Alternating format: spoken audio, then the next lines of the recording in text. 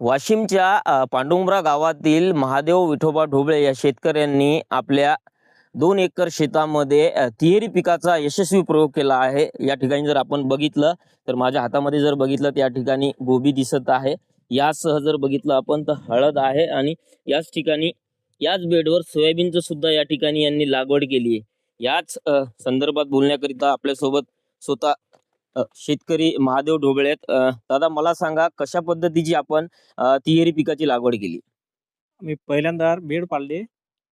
त्याच्यानंतर आम्ही ते बियाणं डवऱ्यानं दांड त्याच्यावर पाडली. त्याच्यानंतर मग ड्रीप आथरली आणि हळद लावली. त्याच्यानंतर मग गोबी लावली. त्याच्यानंतर मग सोयाबीन पेरलं. असा तिहेरी पिकाचा. आपण मागील 5 वर्षापासून हा प्रयोग करत आहात. मागच्या वेळेस सुद्धा आपल्याला चांगलं उत्पन्न झालं. कशा पद्धतीचं मागच्या वेळेचं उत्पन्न? मागच्या वेळेस असंच चांगलं उत्पन्न झालं. चांगले भाव मिळाले. 5-7 लाख रुपयाचं उत्पन्न झालं एकरी. मला सविस्तर सांगा कशा पद्धतीची लागवड केल्या जाते तिन्ही पिकाची? तिन्ही पिकाची पहिले हळद लावतो आम्ही काकर पाडून. त्याच्यानंतर गोबी लावतो त्या ड्रीपच्या क्षेत्रावर. त्याच्यानंतर मग मंदानं सोयाबीन पेरतो.